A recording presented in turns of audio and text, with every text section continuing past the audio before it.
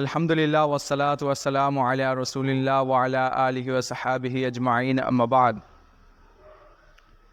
আজকের আমাদের আলোচ্য বিষয় হচ্ছে, আমরা অনেকেই মনে করে থাকি যে রাত্রে বিতির নামাজ আদায় করার পরে আর কোনো কিয়ামুল লাইল তথা রাতের নামাজ আদায় করা যায় না। আমাদের সমাজে এই একটা বিভ্রান্তিকর বিষয় ছড়িয়ে আছে, বিশেষ করে মহিলাদের মধ্যে এই ভুল ধারণা বিদ্যমান যে একবার রাত্রে বিতির নামাজ আদায় করার পরে আর কোনো নামাজ আদায় করা যায় না। এটা একটা ভুল কথা। এই বিভ্রান্তি তৈরি হওয়ার কিছু কারণ আছে। এই ব্যাপারে কয়েকটি হাদিস আছে, যেমন সহিহ মুসলিম শরীফের 1621 নম্বর হাদিসে আন ইবনে ওমর রাদিয়াল্লাহু তাআলা আনহুমা আন্না রাজুলান সাআলা নবী সাল্লাল্লাহু আলাইহি ওয়াসাল্লাম আন সালাতিল লাইলি। অর্থাৎ ইবনে ওমর রাদিয়াল্লাহু তাআলা আনহুমা বর্ণনা করেন, এক ব্যক্তি রাসূলের দরবারে এসে প্রশ্ন করলেন রাতের নামাজ সম্পর্কে।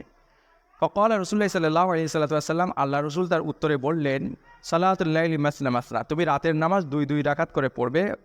ফাইদা খাশিয়া আহাদুকুমুস সাবাহ, যখন সকাল হয়ে যাওয়ার আশঙ্কা করবে, সাল্লা রাকাতিন ওয়াহিদাতিন, তো এক রাকাত পড়বে। অন্য রিওয়ায়াতে আছে ফাআউতিরু বিরাকাতিন, অর্থাৎ একের মাধ্যমে, এক রাকাতের মাধ্যমে আরও একের মাধ্যমে বিতিরকে আদায় করে নেবে। দুই দুই করে পড়ছিলে আরও এক মিলিয়ে বিতির করবে। তো এই হাদিসের পরিপ্রেক্ষিতে অনেকে মনে করেন রাত্রের শেষ অংশে হয়তো নামাজ বিতিরই আদায় করতে হবে। আরও একটি হাদিস আছে এই ব্যাপারে, সহিহ মুসলিম শরীফের 1627 নম্বর হাদিস।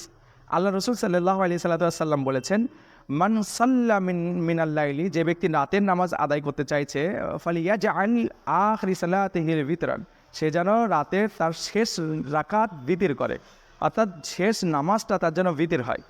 এছাড়াও অপর এক হাদিসে এসেছে, সহিহ মুসলিম শরীফের 1630 নম্বর হাদিস। আল্লাহ রসুল সাল্লাল্লাহু আলাইহি সাল্লাম বলেন, আল বিতরু রাকাতান মিন আখিরিল লাইলি, অর্থাৎ বিতির হচ্ছে রাতের শেষ অংশের নামাজ। এই হাদিসগুলির পরিপ্রেক্ষিতে মানুষের মধ্যে ভুল ধারণা সৃষ্টি হয়েছে যে রাত্রে হয়তো শেষ নামাজটি হচ্ছে বিতির, একবার বিতির আদায় করার পরে আর কোনো নামাজ পড়া যায় না। এমনটা নয়। হাদিস শরীফে আল্লাহ রসুল সাল্লাল্লাহু আলাইহি সাল্লাম কখনো কখনো বিতিরের পরে অন্যান্য কিয়ামুল লাইল আদায় করতেন।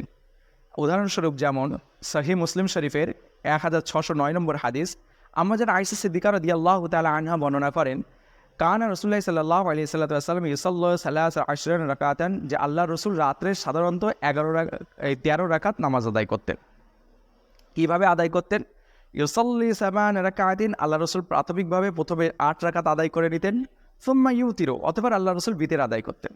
তাহলে 8 রাকাত নামাজ পড়ার পরে আল্লাহ রসুল বিতির পড়তেন। সুম্মা ইউসাল্লি রাকাতাইনে, অতঃপর আল্লাহ রসুল বিতির আদায় করার পরে আরও 2 রাকাত নামাজ পড়তেন। ওয়া জালিসুন, এমন তো অবস্থায় যে তিনি বসে থাকতেন, অর্থাৎ বসে বসে 2 রাকাত নামাজ পড়তেন।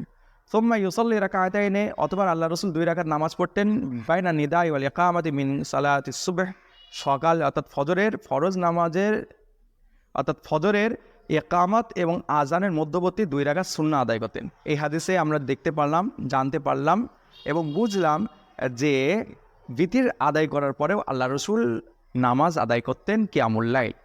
তার মানে বিতির আদায় করলেই যে অন্যান্য কিয়ামুল লাইল আদায় করা যাবে না, এটা একটা ভুল কথা। আল্লাহ রসুল সাল্লাল্লাহু আলাইহি সাল্লাম যেটা বোঝাতে চেয়েছেন অন্যান্য হাদিসে, সেটা হচ্ছে এই, উত্তম হচ্ছে বিতির নামাজকে রাত্রের শেষ অংশে আদায় করা, অর্থাৎ আখিরুল লাইল, শেষ অংশে আদায় করা, এটা হচ্ছে উত্তম। তবে বাইনা জাওয়াজ, অনুমোদন আছে বিতিরের পরেও কিয়ামুল লাইল আদায় করার। আশা করি বুঝেছেন। সুবহানাল্লাহি ওয়া বিহামদিহি, সুবহানাল্লাহিল আযীম, ওয়া নাশহাদু আল্লা ইলাহা ইল্লাল্লাহু ওয়াহদাহু লা শারীকা লাহু।